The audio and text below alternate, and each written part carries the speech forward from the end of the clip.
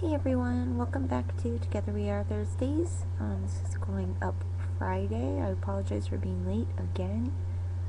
It's been kind of a crazy week for me health-wise, so again, I apologize for getting my video up late. This week's topic was chosen by Suzie, who's our Saturday vlogger, and it is body image. And the question for the week is, what is your favorite holiday food to eat? So starting with body image, I did a little bit of research on body dysmorphia, and I found some things that were really interesting about that. Not everybody who has BDD has an ED. It also manifests commonly in patients with OCD and also independently of either disorder, which I was unaware until now. So I found that really interesting. So I thought I'd share some of the resources that I found. The first one, okay, so this is by Maddie Rude, I think. I'll put a link. What is body dysmorphia? Body dysmorphic disorder, BDD, is a psychiatric disorder characterized by severe preoccupation with the perceived physical flaw or defect in the sufferer's appearance. We hear the term body image thrown around a lot these days, mostly in regards to eating disorders, but what is it really? How does it affect the average person? Because increasingly, body image is becoming a problem for everyone, from you to your daughter, your mother, and even your husband or boyfriend. The statistics are shocking, even if you've heard them before. I'm just going to share these little statistics. 42% of elementary school students between the 1st and 3rd grades want to be thinner. 80% of children 10 years old are afraid of becoming fat. 25% of men and 45% of women are on a diet on any given day. 80% of women are dissatisfied with their appearance. 51% of 9 and 10-year-old girls feel better about themselves if they are on a diet. 91% of women recently surveyed on a college campus had attempted to control their weight through dieting. 22% dieted often or always. 45% of men and 55% of women are dissatisfied with their physique. So yeah, these stats just kind of illustrate this is a really big problem. It doesn't just affect people with eating disorders. So they give you a little worksheet here to assess your body image. What this is the mental picture you have of your body, and this can change depending on mood and stuff, but this is a little test anybody can do just to see how bad it is. And I think all of us with EDs are going to score very high on there. So that was one site. Then let's see. As far as things that will help, there's this really cool vlog called Weightless, and it's by Margarita Tarakovsky.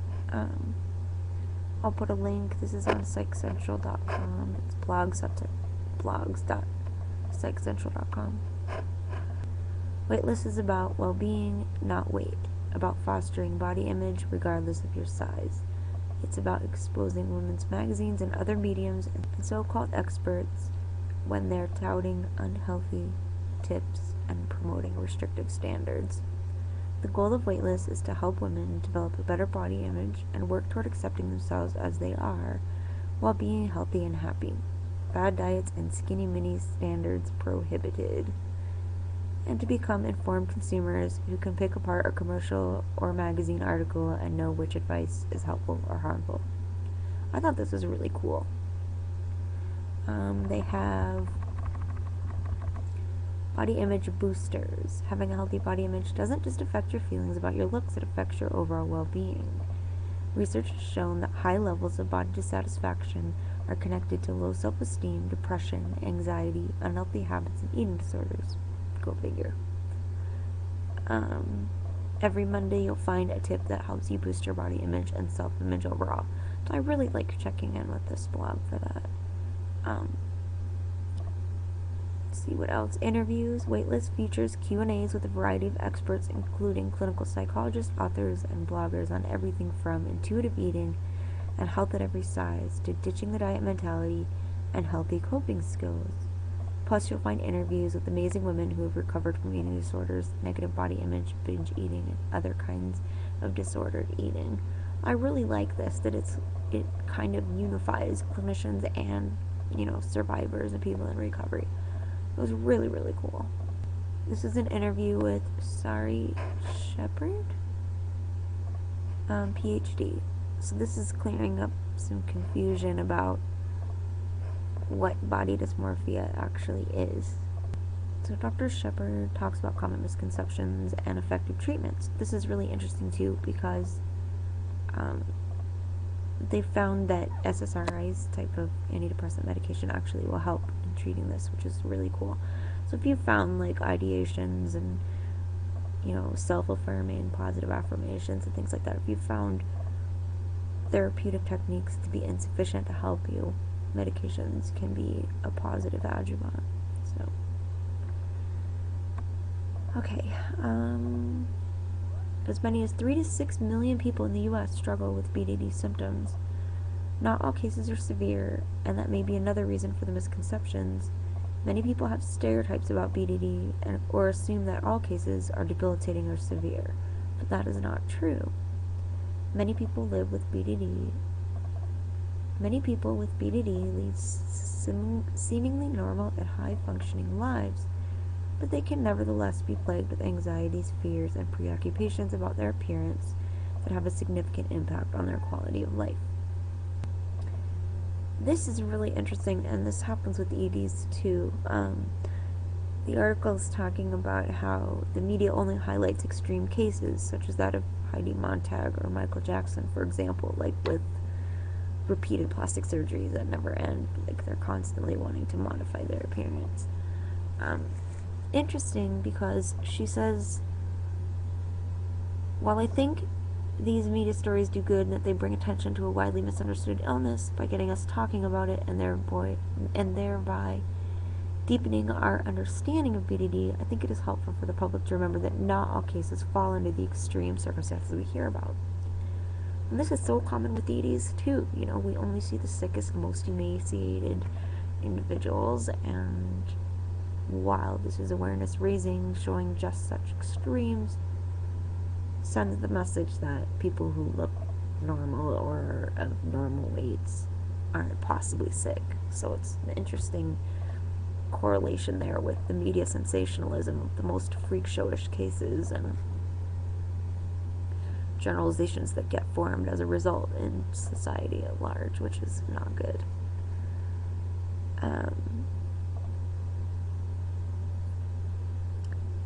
In today's appearance-obsessed culture, it is tough to know what's truly extreme. Being nitpicky about one's appearance has become the norm. How can you tell if somebody truly has a problem?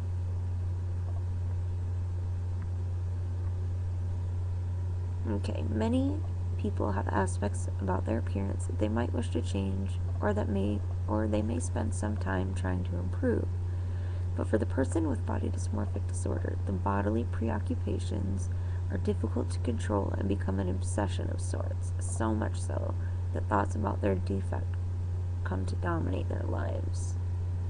According to the DSM-4-TR, it's the text revision that was done in 2000, the preoccupations associated with body dysmorphic disorder cause such significant distress that they lead to impairment in functioning, meaning that life is significantly hindered by BDD symptoms, whether it be in one's social life, their relationships, or ability to work. So with BDD, we're not talking about a day or an occasion when we are not confident about our appearance.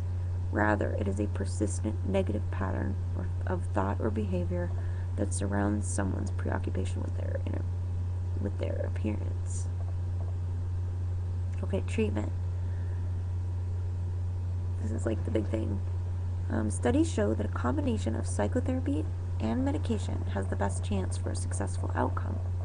Some cases may only require psychotherapy or even self-help, but when BDD is taking its toll, it is best to go with a combination approach because it has been shown to make the greatest impact on symptoms. Many healthcare professionals that treat eating disorders also treat body dysmorphic disorder, although that is not always the case. So there's a website, www.edreferral.com, and it has a whole bunch of listings of like treatment centers and professionals that treat body dysmorphic disorder. Some dismiss body dysmorphic disorder as vanity, others believe it is a rare and extreme condition. Though many misconceptions continue to circulate, BDD is real, fairly common body image disorder. It affects men and women equally and has shades of severity. Fortunately, it can be successfully treated with meds and psychotherapy. Cognitive behavioral therapy and selective serotonin reuptake inhibitors, SSRIs, are considered the first line of treatment. Let's see here. Cognitive behavioral therapeutic techniques, like if you want to work on your own. CBT is a present-focused, short-term, goal-directed therapy. Michelle was talking a lot about that. The goal of treatment is to reduce an individual's negative thoughts about their appearance and their compulsive behaviors, the rituals they use to calm their anxiety. These rituals can include checking themselves in the mirror, seeking reassurance from others, camouflaging the area of concern with cosmetics, clothing, or tanning, and picking at their skin. If you want to look for a CBT therapist, make sure they have training experience in that area. If your therapist doesn't know what BDD is, does not specialize in CBT, and has not treated others with BDD, find someone else is the advice here. I thought I would close with some healing quotes that I found, which can be used as affirmations or just meditated on. Take care of your body. It's the only place you have to live. I really like that quote.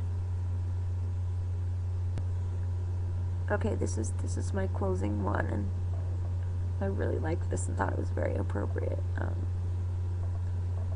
No diet will remove all the fat from your body because the brain is entirely fat. Without a brain, you might look good, but all you could do is run for public office. That was cute. George Bernard Shaw said that. The question for this week was, what's your favorite, holiday treat? I'm so caught up in Michelle's answers, with the Greek cookies and everything. I'm like, baklava! But I really love chestnuts and, different chestnut things. And then, there's this Egyptian recipe for these cookies, and God, they're so good. They're buttery, and they're coated in powdered sugar, and they're called Kak, K-A-H-K. And I used to date an Egyptian, and his mom made them, and I've tried to make them, and they don't come out like they're supposed to at all. So, but they're really good. I love Kak. So, what else? I like spice cake. I like all kind of things. Roasted harvest vegetables is awesome too. That's not a dessert though. I don't know. I love my chocolatey yummies. I guess cannolis too are awesome. Those are special treats for us. And anything chocolate. I really like chocolate a lot. Alright guys, I've rambled on enough. I hope you're well. Happy holidays, much love, and be well, precious ones. Bye guys. Where's the off button? There we go.